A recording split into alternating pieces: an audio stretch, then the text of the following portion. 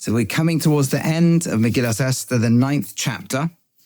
And really, this is where all the action actually happens. And the story's already happened, the main key bits, but this stage is still, the Jewish people are in danger. And the decree wasn't able to be repealed. And now we begin like this. So now we get to the 12th month. Hu Chodesh Adar, which is the month of Adar. On the 13th day, where the word of the king and the law came, this was the day which the enemies of the Jews had sought out, to kill them, basically, to rule over them, dominate them, and actually kill every single one. The original decree had been to kill, obliterate, and destroy everybody, taf v'noshim, men and women, children, and then Shalom Navos, take everything else. So that was the original plan. And it turned around. It became, this is like the key line of the whole Megillah. Everything turned upside down. And it ended up being the other way around, that it was the Jews instead who ruled who dominated their enemies. Now, what actually happened? What's the story? The Jews gathered in all the towns in order to fight back, right, against anybody who came to destroy them. Now, the reason for this was, remember, Haman had made the decree to kill the Jews irrevocable, and it couldn't be repealed. And that was the part of the constitutional revolution he'd generated. And the result was, even though once the king switched sides and became on Esther and Mordechai's side, on the Jewish people's side, he couldn't take back his own decree. He couldn't retract it. So what Mordechai, he gave him permission to add another decree. And Mordechai effectively rewrote the same original decree, but turning a few words around, so that the idea being, as the governors get these multiple letters, they're more likely to favor the second one than the first. But there's no question there were some who would have picked the first one and said, okay, time to get the Jews all killed. But the other process we saw, and that's the unfortunate thing, it should have been a day, the original plan should have been a day where nobody came to kill Jews. Instead, it became a day where people did come to kill the Jewish people in lots of places. But the Jewish people were ready. They were generally well armed. They generally had the locals on their side, and they even had Persian military on their side. So the Ishloi Amad Lifneim, there's actually two different versions of this. Nobody could stand before them, because their fear had fallen upon all peoples. Now, there's two dimensions to this. You can actually, there's two readings, Ishloi Amad Lifneim or Ishloi Amad Bifneim. And the difference potentially is nobody could even stand up. There was like the enemies came, and as they saw them, they kind of panicked. And the other meaning is they stood and fought. The enemies tried to kill them, but got defeated. Either way, it amounts to the same basic principle. It ended up being a day where all the crowds that came to massacre them, anyone who came with the intention to kill, the only person who got killed was that person. All the governors and princes and provincial leaders, and all the civil servants, they were all helping the Jewish side. So the state apparatus, the imperial apparatus, was put to good in defense of the Jewish communities, because the awe of Mordechai had fallen upon them. And it's taken a process of many, many months. Remember, this whole thing from the time Haman's killed till this battle is 11 months, just under 11 months. And only 2-3 months into that did Mordechai begin the process really of trying to revoke the decrees and so on. But he had definitely taken eventually control and of the whole administration here. So now everything's moving this way around. The whole Sarah Medinas always say, all this fine. Ki gadol Mordechai b'veis HaMelech, because Mordechai was considered great in the house of the king. It was Shammai Holech b'chol HaMedinas. His name was moving out to all the different provinces. Ki ish Mordechai Holech v'gadol. He's getting greater and greater and greater. Now remember, Mordechai, this is the beautiful thing. Mordechai did not originally start out trying to do this. His elevations in this story were, he was already respected, but it was when he saved the king's life against his own self-interest. And this is a part of the theme we've seen through the Megillah, doing what's right regardless of what the outcome is going to be. God decides outcomes. We've got to decide inputs. And now things are just rippling and magnifying, and he's just becoming more and more great and famous, and everything seems to be now moving. So there ended up being the enemies who came to kill the Jews ended up getting killed and by the sword and various different ways of being destroyed. And they were able in the end to do as they willed to them. Inside Shushan, the capital, there had been 500 dead.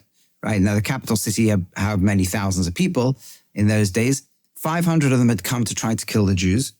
And as well as those 500 who then ended up being killed, we now read, I'm not going to read it inside, but the 10 sons of Haman, the 10 sons of Haman ben Amados Tzorah Yehudim, the enemy of the Jews, and this is really important, they did not send their hand against the spoils.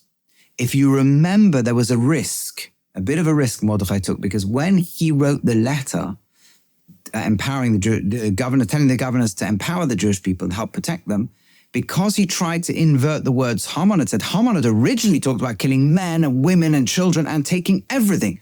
And the key point here is the Jewish people, when they fought back, didn't do any of that. Only the people who came to fight them. They didn't even take the money or jewelry on them. They took nothing, because they understood that wasn't the literal. Mordechai wasn't trying to instruct them to do that. What Mordechai was trying to tell them is he was trying to change the meaning of the original instruction, turning Haman's words not against, whatever he said against the Jews should be against the others. But the Jews had no interest in actually doing any of that. Their only interest was defending themselves. And that's a very important emphasis. And we'll see the importance of that coming up soon. News was coming in from all over the empire to the king. There's 500 people dead on the streets of Shushan. Haman, and also the 10 sons of Haman. Some of them might have had senior administrative roles originally.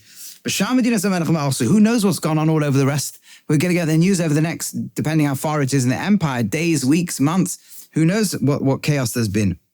And then it sounds almost accusatory, and then it turns around. So what are you asking now? We'll do it. What's your agenda? It'll be done. Notice, this is the first time the king has asked the queen her request, and not say up till half the kingship. He's completely sold on whatever it is she wants. Now, someone has said, I once heard, again, I've quoted Rabbi Weinberg before, I don't know where his sources for this, but I think he wanted to compare this to something that happens in Megilas Esther, where there's a change of tone of the seemingly because of the intervention of Boaz, almost like the stare in the eyes, And he said, it could be Ahasuerus at first is slipping back to old Ahasuerus. It's a PR disaster, it's terrible. And you can imagine Esther looking him in the eyes. And he's like, oh, yeah, sorry, I'm not at the... Okay, what else are we going to do? Right? And listen to what she says. Esther says, if it's good, let's do tomorrow like we did today. And hang the 10 sons of Haman on the tree. What's the meaning of this request? They're dead. The threat's gone. And only in Shushan, what about the rest of the world? And the answer seems to be this. The purpose of a city in those days, especially a capital city, was to project an ideology onto the wider land. The average person was a farmer. That's what they were. And they would till the soils, but the administrative control, or the priests, or the royalty, or the scribes, or whoever it was, the generals, they would be living in the city. The city people were, generally speaking, the hub of creativity, of culture, of religion, of civilization, of administration. It was there that you had the ideology, like the brain that ruled the rest of the lands. And what Esther seems to be saying is, okay, we defended ourselves today, but sitting in Shushan, the senior administrators here, a lot of people who still want to kill us.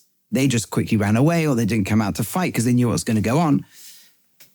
Effectively, you still got your Adolf Hitler and your Himmler and your guys who want to kill all the Jewish people. So let's put them on trial. Let's get rid of them. And not only that, let's make the 10 sons of Haman. Why do you want to hang them? Because you want to make a statement.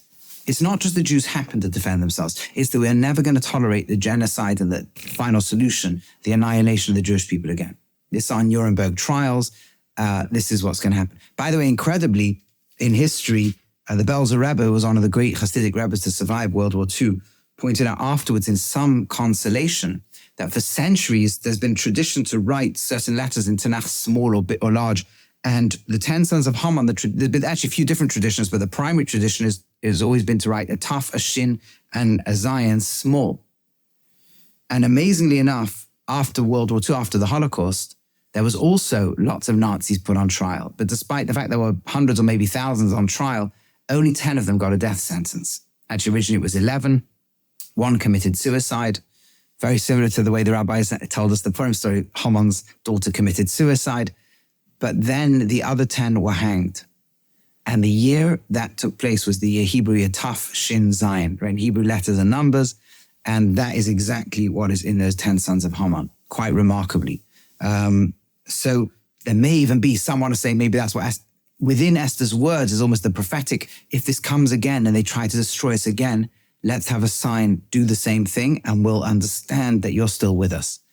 One way or the other, by the way, shockingly enough, Julius Streicher, in a report, in a Newsweek article at the time, says that he went without dignity, wild-eyed and screaming, Heil Hitler. Then he mounted the steps and he said, Purim Fest. This is the Purim Festival, 1946. Somehow, there was a resonance. And there's a lot of parallels in the story to what happened in the Nazi attempt to, and unfortunately, tragically, in that time, it was much more successful than Haman's attempt over here. Okay, but either way, she's saying we want to make an ideological statement now. We want to hunt down and destroy anybody who's planning to do this again. And we want to ensure that there's a big statement now that we are against the annihilation of the Jew, right? That's not what this empire will tolerate anymore. And that's what the second day of Purim is, so or the second day of the battle, only in Shushan, because you only need to do it in the capital city. That's where, if that's made pure from this ideology of wanting to kill Jews, then the whole empire's not going to have that ideology anymore. We only need to get rid of the leaders there. Okay, so what happens then? So then the king says, yes, we're doing the same thing. But they made a law, and they hanged them to make a statement. It turned out there was 300 more people who had been in the original, who were original administrators who wanted to kill Jews. They all ended up getting killed on the next day. But again, not a penny was taken from them. So all the other Jews, they assembled in self-defense, but then they rested from their enemies. Those who hated them all ended up getting killed. Across the whole empire, ended up being a total, when it was all counted up from all different places, 75,000 people had come to kill them that day who lost their lives doing so. Again, when they accounted for it everywhere, there was nowhere where anybody had taken a single penny of it. So the emphasis here is now shifting to this. The battle took place on the 13th of Adar. Notice we don't celebrate the 13th of Adar. We don't celebrate military victories. But they rested on the 14th. On the 14th, they woke up and the threat was gone. Those who'd come to kill them were gone. They were safe. For the first time in 11 months, they could actually breathe a sigh of relief, and they were going to be safe. And so we don't celebrate the 13th, the day when the military victory happened, but we celebrate the 14th, the day they could sit, that they'd been freed from their enemy. Now, the Jews in Shushan ended up fighting for 2 days. So when did they rest? They were safe only on the 15th. And again, they made a celebratory day, a day that involves joy. Mishnah literally means a drinking party. But remember, all the key episodes in the Megillah had happened in Mishnah state, in the state of drinking. The original party, Achashverosh, was all about the wine. When Esther invited them, was to drink the wine, and so on. So this is something that we do. Of course, the Mishnah becomes the famous teaching in the Gemara and Megillah. Is strange teaching. Everyone's obligated to get drunk on Purim till they cannot distinguish between cursing Haman and blessing Mordechai. What does that mean?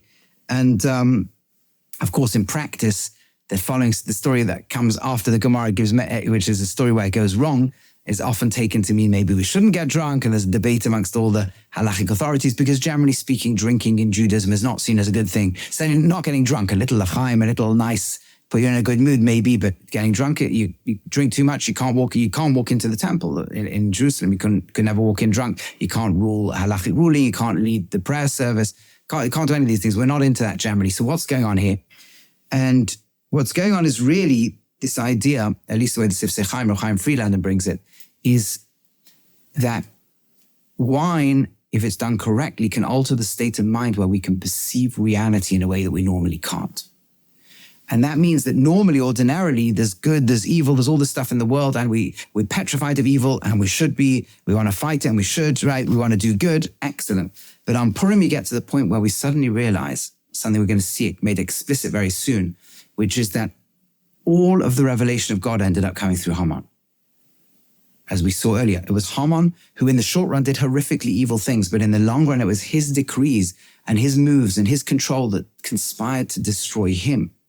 His decree to kill the Jews ended up being a decree to commit treason by killing the queen. He had put a Jewish queen there in the first place. It was all his moves that got him destroyed. He had built the gallows that he got hanged on. He engineered it that everyone who wants to kill Jews is going to gather together in one day. He engineered it that decree cannot be repealed. He engineered everything so the net result was that all the Nazis who tried to kill Jews that day ended up being killed. Haman and all they stood for is destroyed. The Jewish people are not only saved, but God has been revealed, right? And then in the very next chapter, going to be going back to Jerusalem to rebuild the temple. And the Messianic, the beginning of what could have become the Mashiach, the Messianic era. This is all engineered by him. In other words, in good reveals God. You choose the act of Mordechai, bracha, blessing happens, God gets revealed. But if a person chooses Haman's act, in the end, they get cursed and Hashem gets revealed. And that's our Mishnah. That's what we use drink. We drink nichnas yain, say the rabbis, the wine goes in, yatz aside, the secret comes out. Now, the simple level of that is, if when people drink too much, their secrets come out. It's better that the wine stayed out and the secret stayed in, But there's a deeper level at which, if it's used correctly, it can allow us to access side, the secret dimension of existence, the deeper layer. Okay, so either way, that's what we now have. Whether we take it on the literal level or the conceptual level, that's what these days are going to be. And this seems to have been a spontaneous celebration happening everywhere. At this stage, it was not fixed as a permanent calendar date. Al Kain says the Megillah, but it's because of this reason that Yehudim HaProzim, that the Jews in the villages, Hayoshim Ba'arei Prozos, or who live in open towns, make the 14th day of the month of Adar Simcha, rejoicing, Umishta, and drinking, V'yom Tov, and a festival, Umishloch Manas Israehu, and giving food to one another. So everyone partakes in each other's meal, right? That's the idea of giving food elements to each other, and especially for the poor, although we'll see there's more specific mitzvah to give charity to the poor. But everybody's giving each other, so everyone's celebrating together, and that was part of the thing. It took unity. She had Selech Knois Kol Hayodim. Esther said, gather everyone together. It's only in unity that we can do this. Okay, but that's why we do it. But how did it become a decree? So the Megillah's just given us a quick shortcut. They did it spontaneously, and this is why we do it in every generation. But now we're going to discover the fact that this was not a simple process. What happened was, first of all, Mordechai had to send across, he wrote everything, but and he sent texts, scrolls, Al Kol Hayodim, to all the Jews in all the provinces of Achashverosh, Hakrovim, those that are near, Harachokim, those that are far, Lekayim Aleim, that they should keep upon themselves. Originally, he was going to make it a 2-day celebration for everybody, right? That was the plan. Because these are 2 different days. Day number 1, when the immediate danger passed. Day number 2, when the permanent danger passed, when we ideologically became committed to making sure the Jews won't be killed. Like the days that the Jews rested from their enemies, right? By the way, the Gemara in the first chapter of Megillah learns Kayom means there's another 2 days. Just like you got those 2 days and you got the day of the war itself, you have another 2 days, which means in the very small villages, they could even bring Purim a few days earlier. A long discussion exactly what the meaning of that is. But the point is really that Purim sheds light on earlier days. It's a retrospective festival. Right, nowadays, we all do it on the 14th or 15th. Once upon a time, in small villages where people only came into the main towns and may not have been able to read Megillah, they could have done it a few days earlier. But it's like the Mishanichas Adar. Once Adar comes in, Marabim Simcha, we already feel joy. Why? Because Purim changes the meaning of earlier days. So you can already start to celebrate it before it's happened. Right? Every other festival you celebrate after it's happened. Purim, in theory, you could already, the build-up is part of it because Purim reinterprets the days before. That's part of what Purim celebrates, is that things in history look one way. We're going to get to the end when it will all look different. And to some degree, no matter how deep our struggles are in this world, we can say, well, if we believe in Purim and we believe that's how history is going to be, then we can at least maybe not rejoice right now when things are difficult, but feel something of the sense that one day this is going to look different. And of course, that's why every year we do go into Purim, so that we have that message. Okay. That's the Gemara's drasha. It's right in the very beginning of Maseches Megillah. But what's the main point? the Chodesh, the month, Asher nepach lahem, that turned from them, miyogan sees the month, it's from when the month comes in, miyogan from tragedy and lesimcha to joy, me'evel from mourning, liyom tov to festival. La'asoisoi some yemei mishta v'simcha, they should do these days of drinking and celebrating, mishlach manas yisraelu, and giving food to others, and umatanas levyoin, making sure the poor have extra money so that they can also celebrate as well. And what happened? The Jews accepted upon themselves. Now, here's a very interesting quote. The Gemara goes through the whole dialogue back and forth. People said, 1 second, who are you, Mordechai? You can't make a ruling. It's not in the Torah. You can't add mitzvahs to the Torah. You can make rabbinic decrees, but you don't have the authority of the Sanhedrin, of the rabbinic courts, to do it. And so it became more on the basis originally of a kind of a minhag, of a custom the Jews took upon themselves, that later in the Second Temple became canonized as the actual rabbinic decree. But either way, that's what they did. And they accepted what Mordechai wrote about them. What is it they accepted? Now we're going to hear. Ki Haman ben Hamadassah ha'Agagi, Haman the son of Hamadassah, the Agagite, Soira kol ha'Yehudim.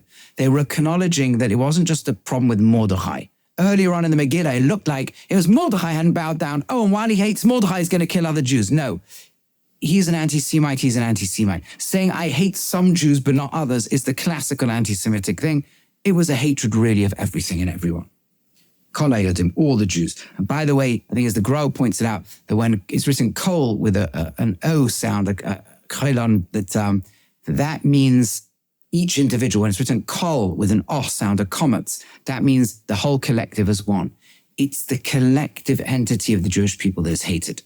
And you see that in history. When the collective entity is primarily defined by our religious observance, then they hate the religion. When Jews secularized and the collective entity became more like an ethnicity or nation, then Jews were hated racially. When we then become primarily identified in the eyes of the world through a state, a nation state, now it's the state that we hate, right? That's how it goes. It's the Soira kol haYehudim, it's the collective oneness of the Jewish people that will always be that which is hated. Haman hated the collective identity of the Jewish people. There's a lot of contemporary sounds to a lot of this stuff. Okay, but let's keep going as what it is. So he, Choshav al Yehudim Abdom, his plan was their annihilation. V'hipil por hu ha'goyrel, and he threw lots, right? The por is the Persian word, goyrel is the Hebrew word, l'humo la'abdom, in order to, and these are two different words here, but it's first of all to scare them. He wanted them to experience pain and then to destroy them. And this now is amazing. And when she came before the king, it came before the king, right? It's a pronoun here. It can be it or she. Who's she? The only she would be Esther. So you can read this in two different ways. When she, the queen, came, but it didn't say when the queen came. So it could also be when the intention of Haman came before the king. Amar ima sefer, he said with the scroll, Yoshu machashavta hara, we have to take back his intention. Asher choshav al Yehudim, that he thought about the Jews. Al rosha, on his head. Listen carefully to the power of these words. We couldn't repeal his decree, so we turned it so that it landed on him. That's the point of the Purim story. The irony, the fact that his intention was completely evil, the annihilation of the Jew, but it rolled around, whether it's because of Esther or because of the king's recognition, or both. Remember what we saw. It was Esther changed Achashverosh, who then turned Haman's decree against him. So there's a double hint in this pasuk, in this verse, A, about Esther's role, but B, about Achashverosh's own mind shift. When she came before the king, or when it came before the king, and he finally could see what it's all about, he himself said this is ridiculous and turned it around. And one way or the other, all of Haman's intentionality became his own annihilation. His desire to destroy the Jews ended up being the destruction of those who want to destroy the Jews. It's led by himself. This is what the people began to realize as Mordechai was sending this to them. This is what they're accepting upon themselves, this revelation, this level of insight. It's unbelievable, because that means that's our work on Purim, to touch the depth of the power of irony in history, to touch the fact that in the long run, history will work out. No matter how horrific evil is, in the end, it can only destroy itself. In the end, the Jewish people are going to be saved. In the end, the world's going to be saved. In the end, Hashem is going to be revealed, and evil's going to be destroyed by itself. Evil, too, in its own inadvertent self-destruction, will reveal God and will generate the positivity in history, because Einod Movado, ultimately, there's nothing but Hashem. Now listen to what goes on even further. This is unbelievable, right? Then we say like this. Then Soli Osa, and he was hung, Esponov and his sons Alates on the tree. Al came therefore, Koru Yomim Ha'ela Purim. Therefore we call these days Purim. Al Shem HaPur, the name of the lottery device. Sorry?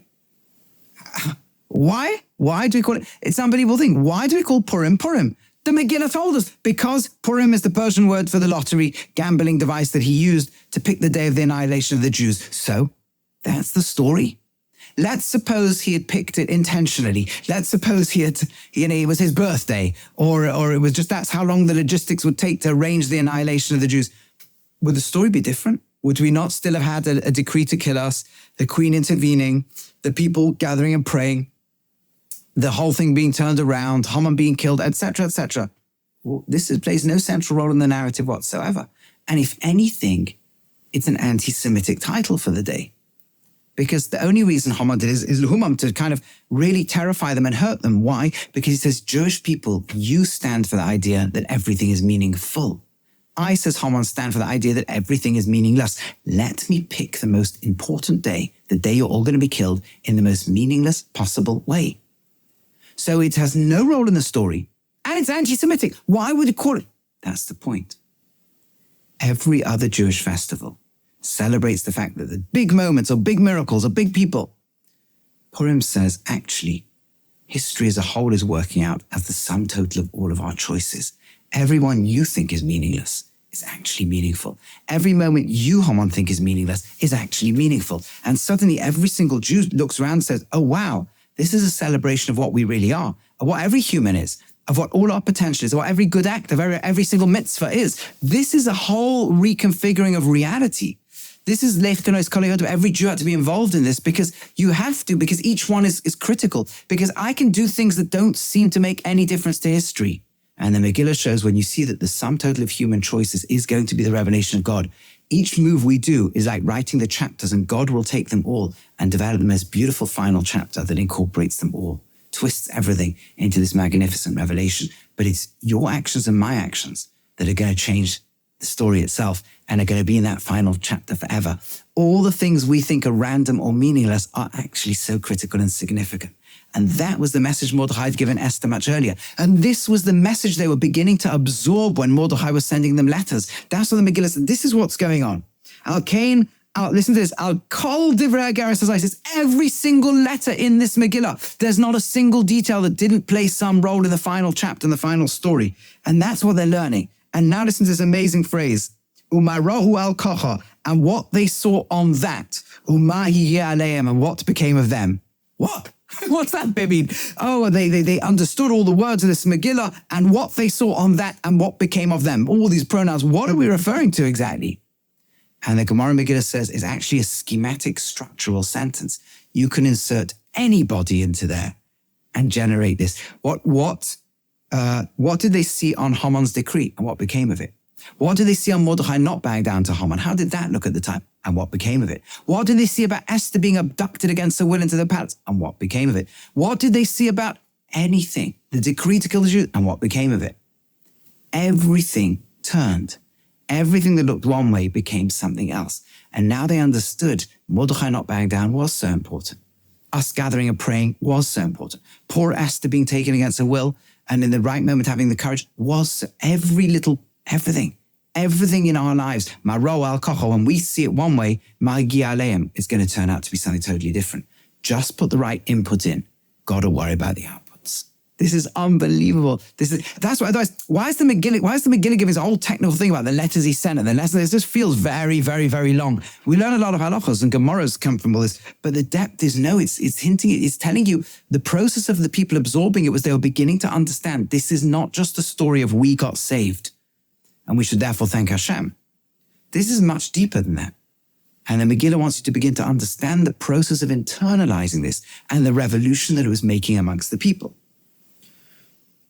Kimu v'kibla Yehudim, the Jews accepted or they established and accepted, and the Gemara, of course, famously says, Kimu masha kiblu kvar, they really now fixed in the original Kabbalah Torah, the original commitment to their Judaism, the original commitment to keeping Torah itself, that they had, certainly in exile, had the great get-out clause. We were forced into keeping Torah. Okay, it might have applied when we were in Israel, but now we're in exile. We got to still keep this sort of stuff. Remember, right, where the Gemara says that, I'm shortcutting a very beautiful shir, I think, Rav Blachman. I think it's on may even be on YouTube or wherever it is. You might be able to get it. Mendel Blachman, Rabbi of mine from Yeshiva, gave this shir in England a few years ago, where he explained very powerfully that the Gemara Shabbos that says, Kof aleim har kegigis, God kind of forced them or gave them this sense they have no choice but to accept the Torah, and then they could have got out of the Torah. That really applied when they were in exile, when God's full revelation wasn't there anymore. Right? It's all about the intensity of God's. When God's revealed, of course, we're committed. But when God's concealed, so now after the Purim story, they're like, even when God is concealed, he's really always there. And our relationship with him, if he never stops his relationship with us, then we've got to make sure to commit our relationship to him, even in the darkest and most difficult times. The principle that kept the Jewish people alive through every dark exile we've been in ever since. Aleim al-zar on themselves, their children, and anyone depend upon them, this will never go. From here learns the Medrash and the Rambam that therefore the Purim will outlast all the other festivals. There can come a time, says the Medrash in the Yalkut Shimoni, where all the other Yom Tov, they'll be gone. At the end of the Messianic era, as we enter the world to come, you won't need Pesach, Shavuos, all these Rosh Hashanah that they elevate will be at that spiritual level the whole time, but Purim will always be there.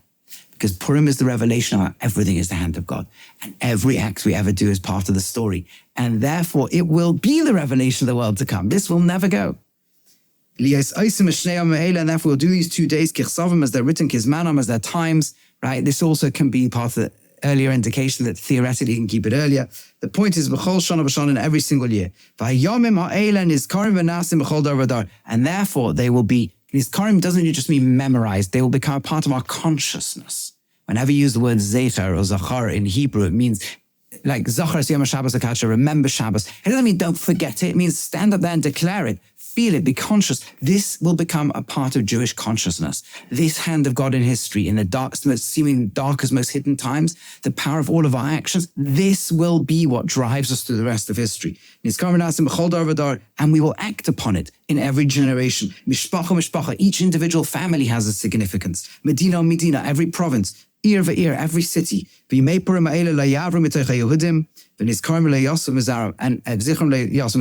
this will always remain with the Jews, and that consciousness of it will be forever. And the Rambam even brings, that's why Megilas Esther, there'll come the time at the Messianic era, says the Rambam, we won't even need a lot of the prophetic, or any of the prophetic books of Nach, the books of Nach themselves. But this will be there. This will always have its lesson.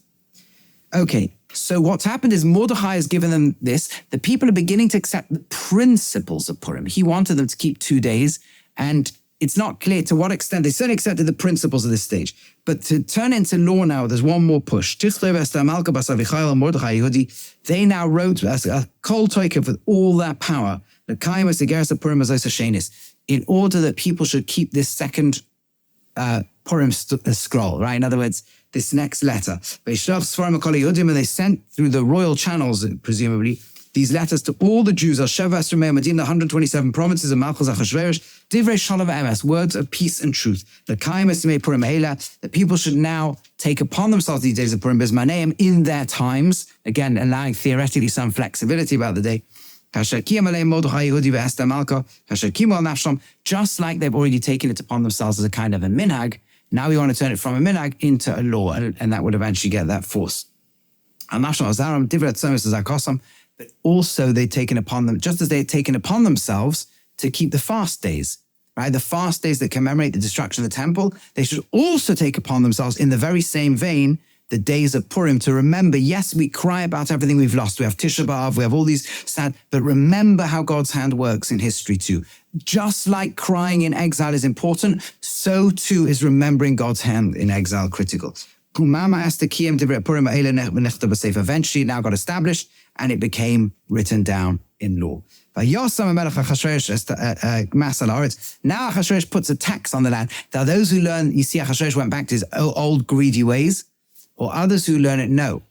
that Achashverosh has changed. In the beginning, he was cutting tax, trying to get approval. But now he's able to centralize the resources of the empire and become a true emperor. Notice his name is actually written Ahasuerus, right, which is actually close to the Persian for his real name, whereas pronounced Achashverosh. Either way, whatever exactly happens, the Ayam and the islands of the sea, of course, according to many, his son will be the one who allows the building of the Beis Hamikdash, and very possibly this tax ended up being the galvanizing of the imperial resources to build the very house of God that he had been afraid of at the beginning. The very house of God that he had been so scared of and been running away from and wanting to celebrate its downfall, the very fear that a God-centric city and God-centric world will undermine self-centered Achashverosh. It could be that now he's changed and says, no, I want the God-centered world, the real world, the non-fake world. So whichever of these it is, or maybe even some bit of both, that's what's happening here. The increasing the greatness of Mordechai. The greatness of Mordechai is written in the Chronicles. As I think it's sort of Schwab who pointed out, this is not a book of history, nor is it a book about the greatness of Mordechai. Although all of these things are in there, that's not why we're studying it. Go read other history books for that. What's important is he was the deputy. God Yehudim, he was great to the Jews, and he was wanted by most of his people. It's very funny that not all, and the Gemara says, yeah, well, there was controversy. He'd left his post in the rabbinic hierarchy and various other things.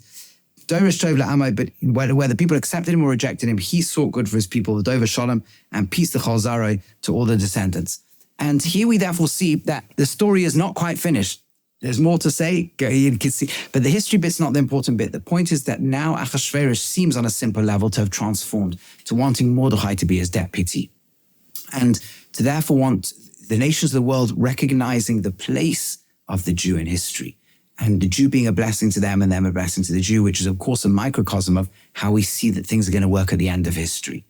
And that's, in essence, what Purim is. It's the microcosm of history. Now, we've covered a lot. There's so much that we haven't covered, but hopefully all these journeys together through the Megillah has been something of benefit, something that we can take into having a wonderful Purim and learning its lessons and really understanding the hand of God in history, but the role that we play in every little action we do. Never thinking of ourselves as too small to make a difference. Never saying, who am I? I'm not a great scholar. I'm not very holy. I'm not very learned. My prayers aren't great.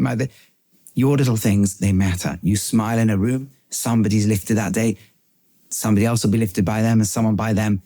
In a few months' time, billions of people will be impacted. In decades to come, there'll still be the impact of that positive act or that mitzvah that we do, the putting on the tefillin, the davening, whatever it is. These things have impact beyond what we can imagine. May Hashem help all of us to play part in the story. Anyone we think about ourselves or others as Purim, as the insignificant, actually being close Kalayodim, drawn together with all the Jews. And just like Layodim, they have the light and the joy and the rejoicing then. Kainti Elon, so may it be speedily for us. These Yomei, the Loyavu will never go, that we should be Zeichel, should merit to the Messianic era, to the era of the rebuilding again of the Beis Hamikdash. All the people coming to serve Hashem and in the oneness that Esther generated. That should be what we do, and we should all merit to play our parts in that incredible journey. Everyone should have a wonderful Purim.